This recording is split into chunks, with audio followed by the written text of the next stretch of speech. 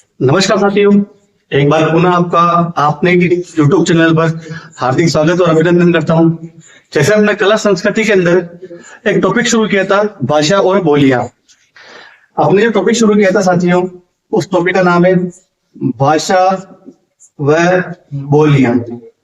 राजस्थान के कौन से क्षेत्र के अंदर कौन कौन सी भाषाएं बोली जाती है वो हम पढ़ रहे थे। हमने थोड़ा सा बायोडाटा इसके बारे में पढ़ लिया था कि राजस्थानी भाषा दिवस कब मनाते हैं या मातृभाषा दिवस कब मनाते हैं 21 फरवरी को। हिंदी भाषा दिवस कब मनाते हैं 14 सितंबर को। विश्व हिंदी भाषा दिवस कब मनाते हैं 10 जनवरी को। उसके बाद में हमने ये देखा था कि राजस्थान की सबसे प्राचीन भाषा कौन सी है, तो मरु भाषा है। मरु भाषा का प्राचीनतम प्रमाण कहाँ मिलता है, तो कुवलयमाला ग्रंथ में मिलता है। कुवलयमाला ग्रंथ की रचना किसके द्वारा की गई थी, उद्योतन सूरी के द्वारा की गई थी। कब की गई थी, 778 ईस्वी में। कहाँ की गई थी, जालोर दुर्ग में। किसके शासनकाल में की गई थी, भट्टराज प्रतिहार के काल में की गई थी। फिर हमने राजस्थानी भाषा का कालक्रम देखा था कि राजस्थानी भाषा की उत्पत्ति होती है 12वीं शताब्दी में। प्राचीन काल आता है 13वीं से लेकर 16वीं शताब्दी में। मध्यकाल आता है 16वीं से लेकर 18वीं शताब्दी में। आधुनिक काल आता है 18वीं से लेकर वर्तमान तक। राजस्थानी भाषा का स्वर्ण काल आता है 1650 से लेकर 1850 तक। और राजस्थानी भाषा अपने स्वतंत्र रूप में आती है 16वीं शताब्दी में। यहां तक हमने देखा था। फिर हमने ये भी देखा था कि 1961 की जनगणना के अनुसार राजस्थान में जो बोलियां बोली जाती थी वो थी 73 प्रकार की, 73 प्रकार की।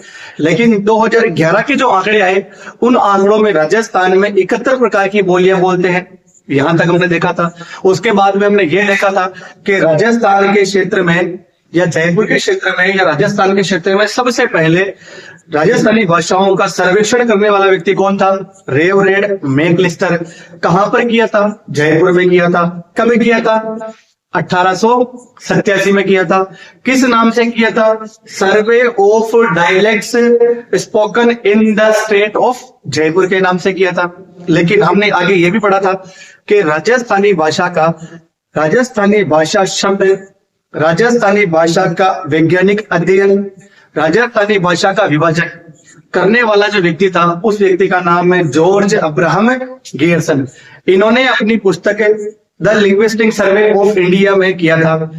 तो ध्यान रखना ये पुस्तक आती है 1912 में। और इनमें फिर उसके बाद में हमने ये पढ़ा था कि राजस्थानी भाषाओं को किन किन व्यक्तियों द्वारा भागों में बांटा गया। जैसे जॉर्ज अब्राहम गियर्सन के द्वारा 5 भागों में बांटा गया। रामकरण अशोक के द्वारा 4 भागों में बांटा गया। एलपी टेक्निटोरी के द्वारा 2 भागों में बांटा गया। और मोतीलाल मेनारिया ने 5 नाम बताए थे, वो हमने लास्ट क्लास में पढ़ लिया था। अब हमें आगे चलना है साथियों। अब आगे चलते हैं तो ये थोड़ा सा ध्यान देना साथियों। एक व्यक्ति आते हैं, उन व्यक्ति का नाम था मोतीलाल मेनारिया।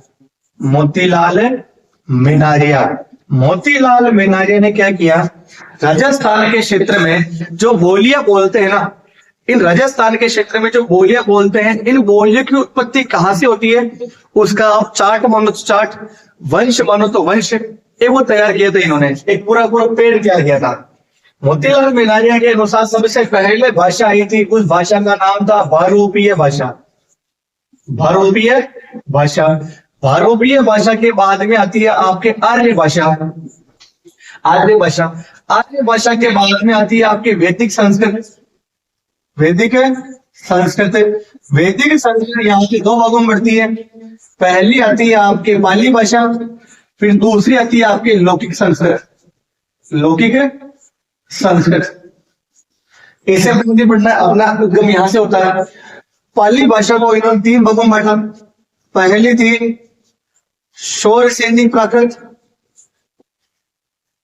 दूसरी थी मगधी प्राकृत और तीसरी थी महाराष्ट्री प्राकृत। तो पाली भाषा तीन भाषाओं का निर्माण हुआ, शौरसेनी प्राकृत, मगधी प्राकृत और महाराष्ट्री प्राकृत। शौरसेनी प्राकृत से 2 भाषाओं का निर्माण होता है। एक का नाम है गोर्जरी अपभ्रंश और दूसरा है, उसका नाम है शौरसेनी अपभ्रंश। शौर सैनी प्राकृत से दो लैंग्वेज का निर्माण होता है, गुर्जरी अपभ्रंश और शौर सैनी अपभ्रंश। अब इस गुर्जरी अपभ्रंश से ध्यान रखना साथियों, अपने दो लैंग्वेज निकलती है।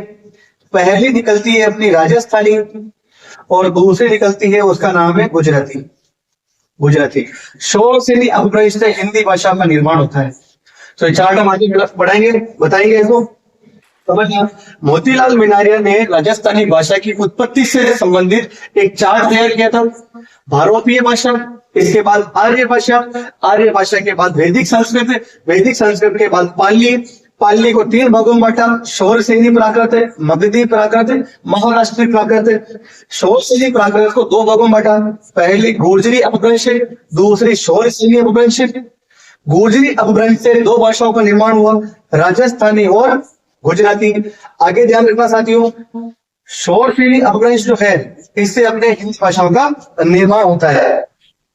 तो अपने को ध्यान रखना है कि किसी कहीं पर भी पूछ ले एग्जाम में कि राजस्थानी भाषा की उत्पत्ति किस अपभ्रंश से मानी गई है, गुर्जरी अपभ्रंश से। राजस्थानी भाषा के समानांतर कौन सी भाषा का विकास हुआ है, गुजराती भाषा का विकास हुआ है।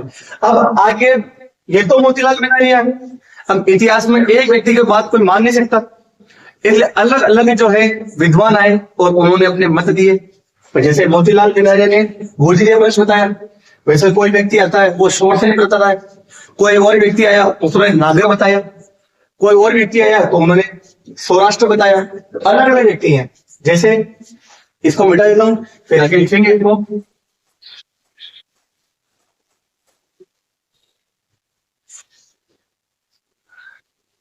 राजस्थानी भाषा की उत्पत्ति के मत, राजस्थानी भाषा की उत्पत्ति के मत, एक मत जो था उस मत का नाम है गुर्जरी अपभ्रंश।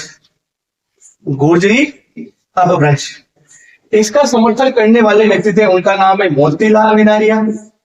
मोतीलाल मीनारिया, इनके साथ में थे के.एम. मुंशी और एक का नाम है डॉक्टर माहेश्वरी। तो डॉक्टर माहेश्वरी, के.एम. मुंशी और मोतीलाल मीनारिया, इन तीनों विद्वानों ने राजस्थानी भाषा की उत्पत्ति का जो मत बताया है वो बताया आपके गुर्जरी अपभ्रंश। दूसरा आएगा उसका नाम है शौर सैनी अपभ्रंश। शौर सैनी अपभ्रंश, अब शौर सैनी अपभ्रंश वो बताया आपके एल.पी. टेसीटोरी ने, एल.पी. टेसीटोरी ने, और इनका समर्थन करने वाले व्यक्ति थे, उनका नाम है महावीर प्रसाद शर्मा। महावीर प्रसाद शर्मा। तो गुर्जरी अपभ्रंश का समर्थन 3 व्यक्तियों ने किया है, मोतीलाल मीनारिया, के.एम. मुंशी और डॉक्टर माहेश्वरी। शौर सैनी अपभ्रंश का समर्थन एल.पी. टेसीटोरी, लुईजी पियो टेसीटोरी, महावीर प्रसाद शर्मा ने किया। तीसरा है उनका नाम है नागर अपभ्रंश। नागर अपभ्रंश, नागर अपभ्रंश का समर्थन करने वाले व्यक्ति थे, उनका नाम है George Abraham Gierson. George Abraham Gierson. और एक और व्यक्ति उनका नाम है पुरुषोत्तम मीनारिया। पुरुषोत्तम मीनारिया। और चौथा आता है, उस चौथे का नाम है सौराष्ट्री अपभ्रंश। सौराष्ट्री अपभ्रंश, और ये किया है डॉक्टर सुनीता कुमारी चटर्जी। सुनीता कुमारी चटर्जी। तो पहले हमने ये देखा कि मोतीलाल मीनारिया के द्वारा राजस्थानी भाषा की उत्पत्ति से संबंधित उनका एक चार्ट तैयार किया। सबसे पहले याद करो भारोपीय भाषा, उसके बाद आर्य भाषा, आर्य भाषा के बाद में वैदिक संस्कृत, वैदिक संस्कृत से निकली अपनी पाली, पाली को 2 भागों में बांटा, 3 भागों में सॉरी, शौर सैनी प्राकृत, मगधी प्राकृत और महाराष्ट्री प्राकृत। शौर सैनी से निकलती है आपकी 2 गुर्जरी अपभ्रंश, शौर सैनी अपभ्रंश। गुर्जरी से निकलती है 2 राजस्थानी और गुजराती। शौर सैनी से निकलती है आपकी हिंदी। ये तो माना हमने, लेकिन अब अलग अलग विद्वान ने अपने मत दिए। तो कभी कभार क्या होता है कि मोतीलाल मीनारिया के मत ना पूछकर ये मत पूछ लेते हैं कि राजस्थानी भाषा की उत्पत्ति शौर सैनी अपभ्रंश से हुई है। इसका समर्थन करने वाले कौन कौन थे? एल.पी. टेसीटोरी और महावीर प्रसाद शर्मा। जबकि अगर आपको एग्जाम में पूछ ले, वैसे RSP 2018 के अंदर एक क्वेश्चन पूछा गया है कि ऐतिहासिक और भौगोलिक आधार पर ऐतिहासिक और भौगोलिक आधार पर राजस्थानी भाषा की उत्पत्ति किस अपभ्रंश से मानी गई? तो वहां पर ऑप्शन था आपके कौन सा? गोजरी अपभ्रंश। नाम बता देना, बाकी सीधा पूछ लेके किस अपभ्रंश से हुई है, तो गोजरी है। बाकी अलग अलग विद्वानों द्वारा अगर नाम पूछा जाए तो उन्हें आपके सामने लिखे हैं कि एलपी टेस्टिटोरी और महावीर प्रसाद शर्मा के अनुसार शोरसेनी अपभ्रंश, जॉर्ज अब्राहम गियर्सन और पुरुषोत्तम मेनारिया के अनुसार नागर अपभ्रंश है। डॉक्टर सुनीता कुमारी चटर्जी के अनुसार कौन है? सौराष्ट्री अपभ्रंश है। ये तो था साथियों नॉर्मल बायोडाटा। अब ध्यान रखना, राजस्थानी साहित्य की दो शैलियां आती हैं। भाई राजस्थानी भाषा को जब हम लिखते हैं ना साहित्य के रूप में, तो किसी न किसी शैली के रूप में लिखते हैं। तो राजस्थानी भाषा की साहित्य की दो शैलियां हैं। पहली तो आती है आपके डिंगल और दूसरी आती है आपके पिंगल। डिंगल बोलते हैं आपके पश्चिमी राजस्थान में, पिंगल बोलते हैं आपके पूर्वी राजस्थान में। इसी के अंदर मिश्रण होता है आपके मारवाड़ी भाषा का, इसके अंदर मिश्रण होता है आपके ढूंढाड़ी भाषा का। ये अलग अलग लिखेंगे, वैसे बता रहा हूं भी कि राजस्थानी भाषा, राजस्थानी साहित्य की दो शैलियां हैं। पहली डिंगल शैली, दूसरी पिंगल शैली। डिंगल शैली जो बोलते हैं ये बोलते हैं आपके पश्चिमी राजस्थान में, पिंगल शैली बोलते हैं ये आपके पूर्वी राजस्थान में। डिंगल शैली में मिश्रण होता है मारवाड़ी भाषा का, पिंगल शैली में मिश्रण होता है आपके ढूंढाड़ी भाषा का। यह भाषा सदैव गीतों के रूप में बोलते हैं। जब भी डिंगल शैली में कोई व्यक्ति बात करेगा तो ऐसा लगेगा जैसे क्या गा रहा है, गीत गा रहा है। और पिंगल शैली में जब भी कोई व्यक्ति वो बात करते हैं तो बोलते ऐसा लगेगा काव्य व छंद पदों के रूप में, काव्य व छंद पदों के रूप में बोलते हैं। ध्यान रखना साथियों, डिंगल शैली। अब ध्यान रखना यहाँ पर, डिंगल अगर से पूछ ले डिंगल शैली का सबसे पहले प्रयोग करने वाले व्यक्ति कौन थे, तो उनका नाम है कुशल लाल। कुशल लाल के डिंगल शैली का सबसे पहले प्रयोग करने वाले व्यक्ति थे, उनका नाम है कुशल लाल। और इन्होंने अपने ग्रंथ पिंगल शिरोमणि में किया, पिंगल शिरोमणि में किया।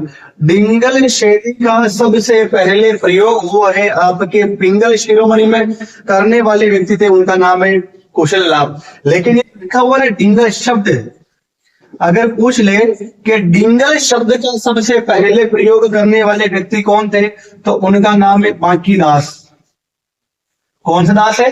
बांकीदास। और बांकीदास ने अपने ग्रंथ कूक कवि बत्तीसी, कूक कवि बत्तीसी, ध्यान रखना साथियों कि पिंगल शैली का, शैली पूछ ले शैली के डिंगल शैली, तो सबसे पहले कुशल लाभ आएगा। और इन्होंने अपने ग्रंथ पिंगल शिरोमणि में किया इसका उल्लेख। जबकि डिंगल शब्द का सबसे पहले प्रयोग करने वाले व्यक्ति थे, उनका नाम है बांकीदास। और कहाँ किया था? कूक कवि बत्तीसी में किया था। तो ये तो थी डिंगल और पिंगल के बारे में नॉर्मल जानकारी। डिंगल शैली जो है, डिंगल शैली का विकास होता है आपके गुर्जरी अपभ्रंश से। डिंगल शैली का विकास होता है आपके गुर्जरी अपभ्रंश से।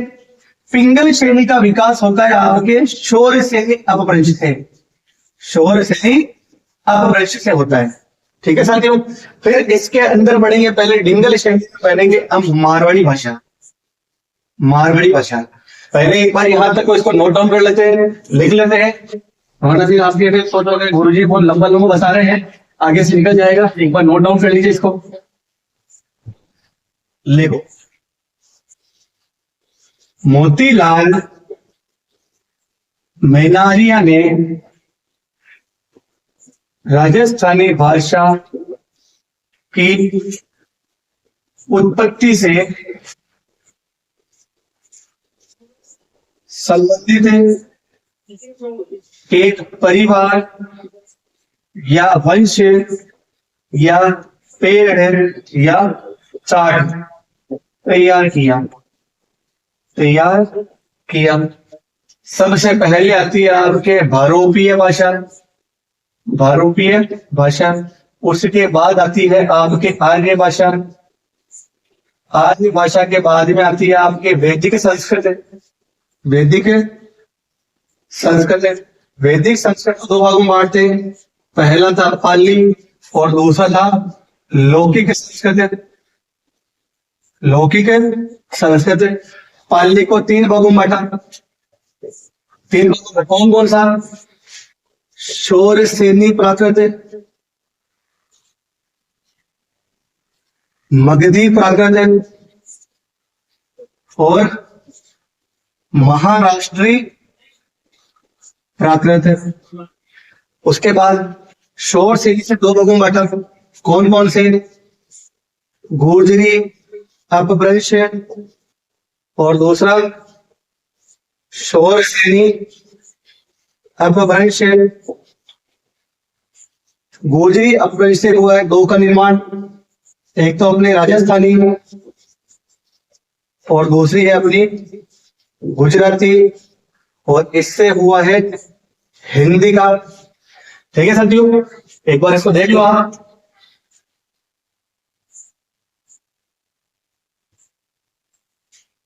क्या तो होगा। उसके बाद में अब आता है उत्पत्ति के मत।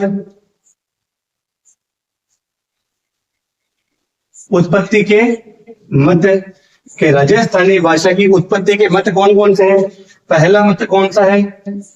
गुर्जरी अपभ्रंश। गुर्जरी अपभ्रंश बताया मैंने। मोतीलाल मेनारिया, मोतीलाल मेनारिया, इनके साथ में के.एम. मुंशी और डॉक्टर माहेश्वरी, इन 3 विद्वानों ने राजस्थानी भाषा की उत्पत्ति से संबंधित गुर्जरी अपभ्रंश बताया। दूसरा आता है, उसका नाम है शौर सेनी अपभ्रंश। अपभ्रंश ये बताया आपके एल.पी. टेक्सिटोरी व महावीर प्रसाद शर्मा ने। तीसरा आता है नागर अपभ्रंश। नागर अपभ्रंश George Abraham Gierson, George Abraham Gierson, और एक और है उनका नाम है Mahavir Prasad Sharma, George Abraham Gierson. और जॉर्ज अब्राहम गियर्सन के साथ में एक और व्यक्ति थे, उनका नाम है George Abraham Gierson. George Abraham Gierson के बाद में आते हैं आपके पुरुषोत्तम मेनारिया। पुरुषोत्तम मेनारिया, पुरुषोत्तम मेनारिया के बाद में चौथा व्यक्ति आएगा, उसका नाम है, चौथा जो अपभ्रंश आएगा वो आएगा आपके सौराष्ट्रीय अपभ्रंश। सौराष्ट्रीय अपभ्रंश, और ये आएगा आपके सुनीता कुमारी चटर्जी। सुनीता कुमारी चटर्जी। तो यहां तक हमने पढ़ा था साथियों। इसके बाद हम डिंगल और पिंगल के बारे में पढ़ लेते। एक बार इसका स्क्रीनशॉट ले लीजिए आप।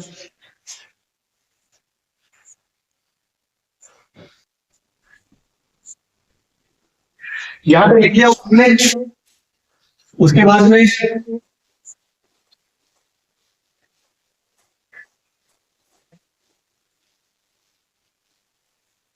अब एक चीज लेना, मैंने आपको बताया कि राजस्थानी भाषा के साहित्य की 2 शैलियां होती हैं। 2 शैलियां होती हैं। पहली होती है आपके डिंगल शैली, डिंगल शैली, और दूसरी होती है आपके पिंगल शैली। डिंगल और पिंगल। पहले पढ़ेंगे हम डिंगल शैली के बारे में। डिंगल शैली में ध्यान रखना साथियों, पश्चिमी राजस्थानी भाषा के साहित्यिक रूप को डिंगल कहते हैं। पश्चिमी राजस्थानी भाषा के साहित्यिक रूप को डिंगल कहते हैं। इसमें मारवाड़ी भाषा का मिश्रण होता है। मारवाड़ी भाषा का मिश्रण होता है। यह भाषा सदैव गीतों के रूप में बोलते हैं, गीतों के रूप में प्रयोग की जाती है। और पश्चिमी राजस्थानी भाषा के साहित्यिक रूप को डिंगल कहते हैं। इसमें मारवाड़ी भाषा का मिश्रण होता है, गीतों के रूप में बोलते हैं। इस शैली में सर्वाधिक साहित्य लिखा है चारण जाति ने। चारण जाति ने लिखा है। मैंने ये बताया था आपको कि डिंगल शैली का सबसे पहले प्रयोग करने वाले व्यक्ति कुशल लाभ थे। डिंगल शैली का सबसे पहले उपयोग करने वाले व्यक्ति कुशल लाभ थे। लेकिन डिंगल शब्द का सबसे पहले प्रयोग करने वाले व्यक्ति, उनका नाम था बांकी दास। बांकी दास। डिंगल शैली का सबसे पहले प्रयोग कुशल लाभ ने अपने ग्रंथ पिंगल शिरोमणि में किया। पिंगल शिरोमणि में किया है। लेकिन डिंगल शब्द का सबसे पहले प्रयोग बांकी दास ने अपने ग्रंथ कुकवि 32 में किया। डिंगल शैली का सबसे पहले प्रयोग करने वाले व्यक्ति कुशल लाभ अपने ग्रंथ पिंगल शिरोमणि में करते, जबकि डिंगल शब्द का सबसे पहले प्रयोग बांकी दास ने अपने ग्रंथ कुकवि 32 में किया। साथियों ये थोड़ा सा ध्यान रखना। अब एक चीज ध्यान रखना साथियों, एक ग्रंथ है, उस ग्रंथ का नाम है राजरूपक। ग्रंथ का नाम है राजरूपक। एक ग्रंथ का नाम है राजरूपक लिखे गए 2 व्यक्तियों के द्वारा। एक का नाम है वीरबाण, एक का नाम है रामकरण अशोक। रामकरण अशोक। वीरबाण के द्वारा भी राजरूपक ग्रंथ की रचना की गई थी। रामकरण अशोक के द्वारा भी राजरूपक ग्रंथ की रचना की गई थी। तो जो रामकरण अशोक है ना, इन्होंने जो ग्रंथ लिखा है राजरूपक, इन्होंने ही डिंगल को बताया कि राजस्थानी भाषा है। मतलब डिंगल भाषा को या डिंगल शैली को राजस्थानी भाषा बताने वाले विद्वान कौन थे? तो रामकरण अशोक। कौन से ग्रंथ में बताया है? राजरूपक ग्रंथ में बताया है।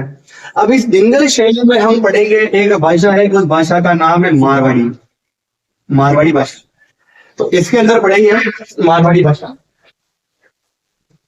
और ऐसा डिंगल के अंदर बहुत से ग्रंथों का निर्माण हुआ है। वेली किशन रुक्मणी की वचनिका, जो भी मैंने बताया राजरूपक है, जो रामकरण अशोक के द्वारा लिखा गया था। बीटू सुजा के द्वारा लिखा गया था राव जयसिंह छंद।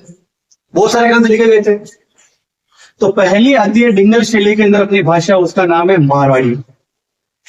मारवाड़ी। अब मारवाड़ी कैसे तो देखना, ये बोलते हैं आपके जोधपुर में, जोधपुर ग्रामीण में, जोधपुर ग्रामीण में, जोधपुर से निकला है फलोदी, एक बोलते हैं फलोदी में, एक बोलते हैं आपके बीकानेर में, बीकानेर से निकला है आपके अनूपगढ़, अनूपगढ़ के बाद में श्री गंगानगर, श्री गंगानगर के बाद में हनुमानगढ़, पाली, नागौर, नागौर से निकला है डीडवाना कुचामन, डीडवाना कुचामन। उसके बाद में चूरू, झुंझुनू और शिकर, चूरू, झुंझुनू और शिकर। पाली के बाद में सिरोही, जालौर, जालौर में एक और आता है सांचौर। ये सारे के सारे क्षेत्र के अंदर आपके कौन सी बोलते हैं? मारवाड़ी बोलते हैं। ठीक है साथियों, मारवाड़ी जो है ये शुद्ध रूप से अगर पूछ ले के प्रॉपर आपके शुद्ध रूप से मारवाड़ी कहाँ बोलेंगे? जोधपुर, जोधपुर ग्रामीण और फलोदी में। मतलब पूरा जोधपुर का क्षेत्र, पूरे जोधपुर के क्षेत्र में, क्योंकि फलोदी जो है ये जोधपुर से निकला हुआ है। तो जोधपुर, जोधपुर ग्रामीण और फलोदी, इन तीनों ही जिलों के अंदर आपके शुद्ध रूप से कौन सी लैंग्वेज बोलते हैं? मारवाड़ी बोलते हैं। यह राजस्थान की मानक बोली है, यह राजस्थान की मानक बोली है। सर्वाधिक क्षेत्रफल पर बोले जाने वाली या सर्वाधिक क्षेत्र पर प्रयोग किए जाने वाली जो अपनी भाषा है, वो भाषा है अपनी कौन सी? मारवाड़ी है। इसका विकास ध्यान रखना साथियों, गोजरी अपभ्रंश से होता है, गोजरी अपभ्रंश से होता है। ठीक है साथियों, तो मारवाड़ी भाषा जो बोलते हैं जोधपुर, जोधपुर ग्रामीण, फलोदी, बीकानेर से निकला है अनूपगढ़, श्री गंगानगर, हनुमानगढ़, पाली, नागौर, नागौर से निकला है डीडवाना कुचामन, चूरू, झुंझुनू, सीकर, सीकर से अपने निकला नीम का थाना। नीम का थाना इसके अंदर नहीं आएगा, नीम का थाना आता है तोरावाटी में, जो और एक उपबोली है ढूंढाड़ी की। सिरोही, जालोर, सांचौर। तो ये राजस्थान शुद्ध मारवाड़ी बोलते हैं आपके जोधपुर के क्षेत्र में, जोधपुर ग्रामीण में और फलोदी में। यह राजस्थान की मानक बोली है। सर्वाधिक क्षेत्रफल प्रयोग किए जाने वाली भाषा भी आपके कौन सी है? मारवाड़ी है। और इसका विकास होता है आपके गुर्जरी अपभ्रंश से। अब मारवाड़ी को 4 भागों में बांटा गया है। कितने भागों में बांटा गया है? 4 भागों में। वो मैप के आधार पर समझ लो आप, मैप के आधार पर समझोगे तो अच्छे समझ में आएगा। ये आपका जैसे राजस्थान, ये आपका प्यारा सा राजस्थान। अब ध्यान देना साथियों, यहाँ से शुरू होता है आप, ये डूंगरपुर और बांसवाड़ा का क्षेत्र आ गया आपके, डूंगरपुर बांसवाड़ा का क्षेत्र आ गया है। तो ये तो अगर डूंगरपुर बांसवाड़ा भागड़ का क्षेत्र। अब यहाँ से आप काउंट करिए, यहाँ से आप चलते चलते चलते चलते चलते चलते यहाँ तक जाएगा ये पूरा पूरा। ये जो क्षेत्र है ये पूरा का पूरा आपके मारवाड़ी, इस क्षेत्र में आपके पूरी मारवाड़ी बोलते हैं, और इस क्षेत्र में बोलते हैं आपके ढूंढाई। अब इस क्षेत्र में मारवाड़ी कहाँ कहाँ बोलते हैं और कितने भागों में बताया मैंने? 4 भागों में बताया। अब इस मारवाड़ी में 4 भागों में बताया, ध्यान रखना साथियों। एक जिला आता है, उस जिले का नाम है जोधपुर, सेंटर इसको मानते हैं क्योंकि तो मारवाड़ जोधपुर से शुरू होता है, सेंटर इसको मानते हैं। अब इस जोधपुर के उत्तर में जाओगे, जोधपुर के पूर्व में जाओगे, जोधपुर के दक्षिण में जाओगे और जोधपुर के पश्चिम में जाओगे। इसका मतलब है कि उत्तरी मारवाड़ी, उत्तरी मारवाड़ी, पूर्वी मारवाड़ी, दक्षिणी मारवाड़ी और पश्चिमी मारवाड़ी। अब एक चीज ध्यान रखना साथियों, जोधपुर के इस साइड जाओगे तो यहाँ पर आपको मिलेगा नागौर, नागौर मिलेगा। नागौर के पास में, नागौर से निकले हैं डीडवाना कुचामन, डीडवाना और कुचामन। तो नागौर और डीडवाना कुचामन ये आते हैं आपके पूर्वी मारवाड़ी में। और इसी पूर्वी मारवाड़ी में एक व्यक्ति थे, उनका नाम है कृपाराम खेड़िया, कृपाराम खेड़िया। इन्हीं कृपाराम खेड़िया के द्वारा एक ग्रंथ की रचना की गई थी, उनका नाम है रजियारा सोरठा, रजियारा सोरठा। तो रजियारा सोरठा ग्रंथ की रचना कृपाराम खेड़िया ने पूर्वी मारवाड़ी में की है, ये ध्यान रखना। जोधपुर के पूर्व में नागौर आएगा, कि डीडवाना कुचामन आएगा, और एक और आएगा आपके चूरू, झुंझुनू और सीकर, ये क्षेत्र आते हैं। शेखावाटी का क्षेत्र आ गया। तो जोधपुर के पूर्व के अंदर मुख्य रूप से 3-4 जिले आते हैं, नागौर, डीडवाना कुचामन, चूरू, झुंझुनू और सीकर। और कृपाराम खेड़िया ने अपने ग्रंथ रजियारा सोरठा की रचना पूर्वी मारवाड़ी में की है। अब बात करते हैं फिर पश्चिम मारवाड़ी की। जोधपुर के पश्चिम में कौन सा आ गया? एक तो आ गया आपके जैसलमेर, ये पूरा का पूरा क्षेत्र जैसलमेर। यहाँ आता है आपके बाड़मेर, यहाँ आता है बाड़मेर, और बाड़मेर से अलग निकला है आपके बालोतरा, बालोतरा।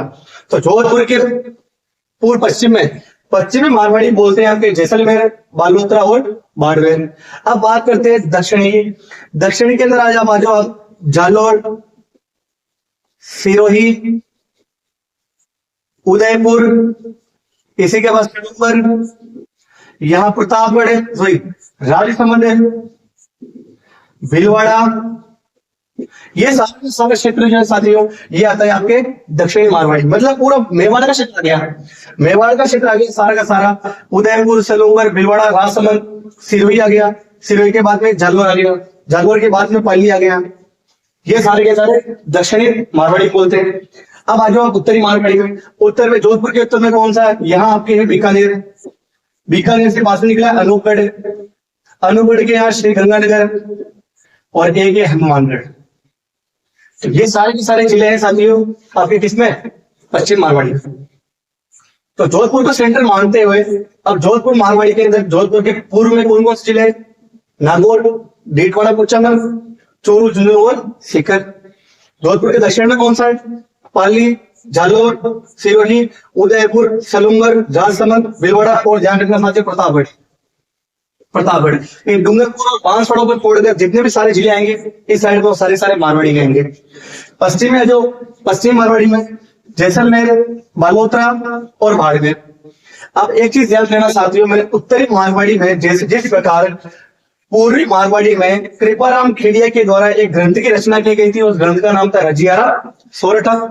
उसी प्रकार उत्तरी मारवाड़ी के अंदर पृथ्वीलाल राठौड़ के द्वारा एक ग्रंथ लिखा गया था, उस ग्रंथ का नाम है वेली किसने रुक्मणी वजनिका। ये ध्यान रखना साथियों कि उत्तरी मारवाड़ी में बीकानेर के पृथ्वीलाल राठौड़ के द्वारा एक ग्रंथ की रचना की गई थी, उस ग्रंथ का नाम है वेली किशन रुक्मणी वजनिका, और ये लिखी गई थी आपके गारोन दुर्ग में, गारोन दुर्ग में। गारोन पड़ता है आपके झालावाड़ में। गारोन की जागीरी पृथ्वीलाल राठौड़ को अकबर के द्वारा दी गई थी। गारोन दुर्ग जो है आहू और काली सिंधु नदियों के संगम पर स्थित है। यह राजस्थान का सर्वश्रेष्ठ जल दुर्ग की श्रेणी में आता है। यहाँ पर 2 शाखे होते हैं, बहुत से दर्शनीय स्थल है, वो हम पढ़ेंगे। पहले मारवाड़ी में आ जाओ। अब यहाँ तक पढ़ लिया हमने, अब इसको एक बार नोट डाउन कर लेते हैं, बाकी आप सोचोगे सर क्या हो रहा है। एक बार नोट डाउन कर लेते हैं अच्छे से।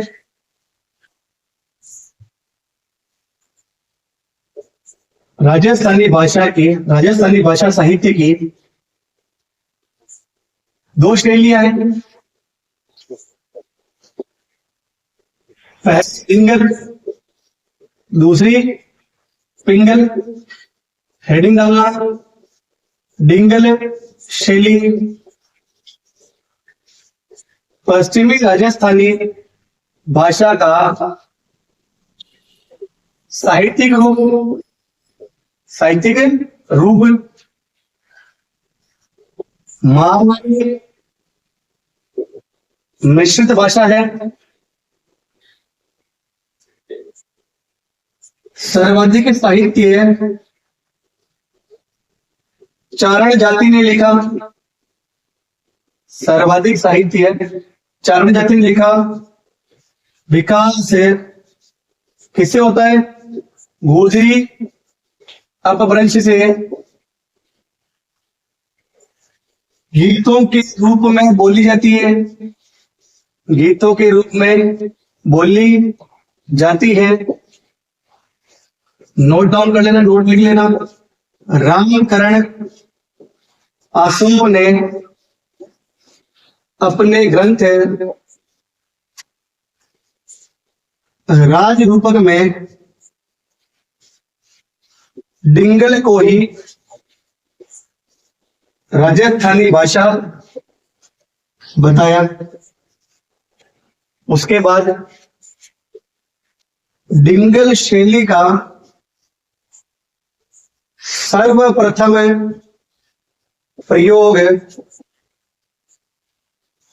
कुशल लाभ ने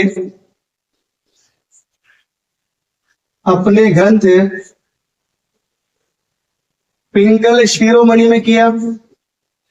पिंगल शिरोमणि में किया। जबकि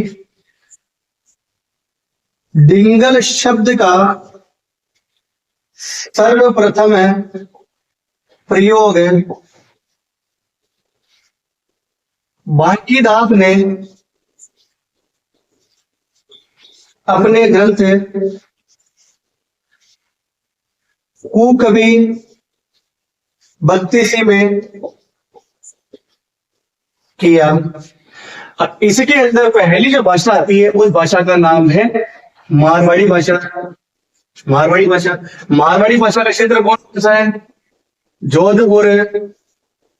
जोधपुर ग्रामीण है। फलोदी। फलोदी के बाद में बीकानेर, अनूपगढ़, श्रीगंज, हनुमानगढ़, चूरू, झुंझुनू, सीकर, नागौर, डीडवाना, कुचामन,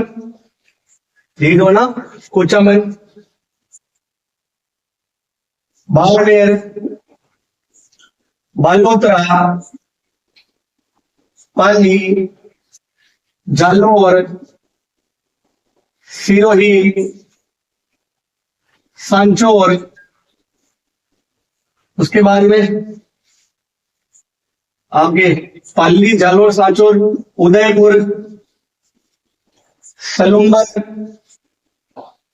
क्योंकि उदयपुर सलूम्बर के अंदर तो मेवाड़ी है, लेकिन मेवाड़ी जो है वो मारवाड़ी से निकली है। उदयपुर, सलूम्बर, भीलवाड़ा, प्रतापगढ़, ये सारे के सारे जिले जो है ये आपके मारवाड़ी में थे। यह राजस्थान की मानक बोली है। वे शुद्ध मारवाड़ी कहाँ बोलते हैं? जोधपुर। जोधपुर ग्रामीण, फलोदी में बोली जाती है। यह सर्वाधिक क्षेत्रफल के आधार पर बोली जाने वाली राजस्थान की पहली भाषा है, पहली भाषा है। यहाँ तक हमने पढ़ लिया था। इसके बाद में इसके जो मारवाड़ी को 4 भागों में बांटना था वो पढ़ेंगे। एक बार इसका स्क्रीनशॉट लीजिए।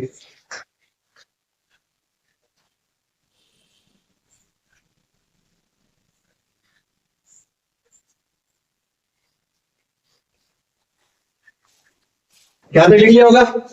उसके बाद में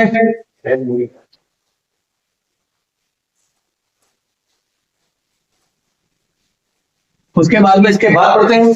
और बात करने के बाद में ये क्लास ज्यादा लंबी ना हो जाए इसलिए यही स्टॉप करेंगे। फिर आगे आने वाले वीडियो पढ़ेंगे उसको। मारवाड़ी भाषा को 4 भागों में बांटा जाता है।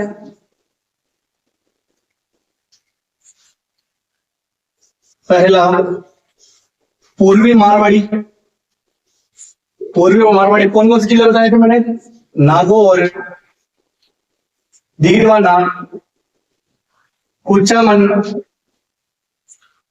चूरू, झुंझुनू, सीकर, ये बताए थे। कृपाराम खिड़िया ने अपने ग्रंथ, क्या नाम था? रजिया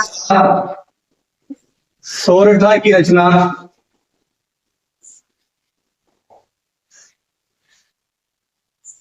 इसी भाषा में की, मतलब पूर्वी भाषा में की। दूसरा उत्तरी मारवाड़ी। जोधपुर के उत्तर में कौन कौन जिले बताए थे मैंने? बीकानेर, अनूपगढ़, श्री गंगानगर, हनुमानगढ़ और चूरू का कुछ भाग। चूरू का कुछ भाग, कुछ भाग ही आता है। वैसे सारा जो आता है वो पूरी मारवाड़ी में आता है चूरू का, लेकिन चूरू का कुछ क्षेत्र जो है, कुछ भाग जो है वो आपके उत्तरी मारवाड़ी में आता है। पृथ्वीराज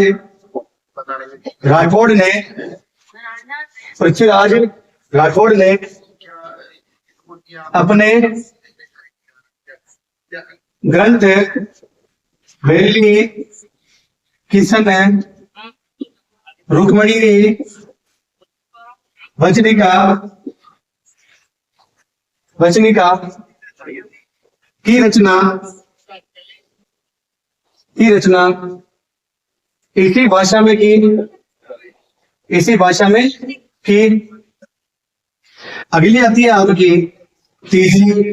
उत्तरी मारवाड़ी के बाद पूर्वी मारवाड़ी होगी, उत्तरी मारवाड़ी होगी, पश्चिमी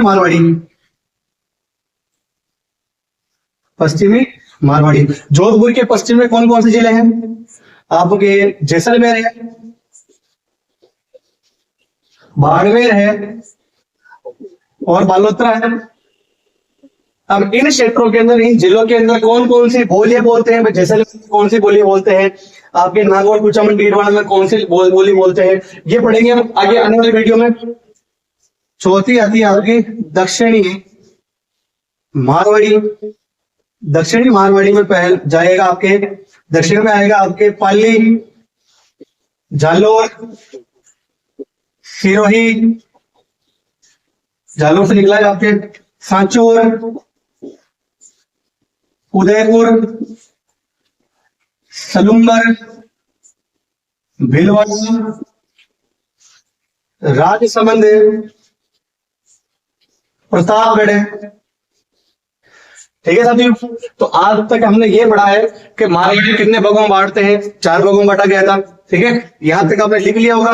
अब इससे आगे जो पढ़ेंगे हम आने वाली क्लास में पढ़ेंगे, अगली वीडियो में पढ़ेंगे, क्योंकि ज्यादा वीडियो लंबी ना हो जाए। ठीक है साथियों, और पढ़ते रहिए, अपनी सफलता की ओर बढ़ते रहिए, मेहनत करते रहिए और लगन के साथ मेहनत करिए और अपने लक्ष्य को प्राप्त कीजिए।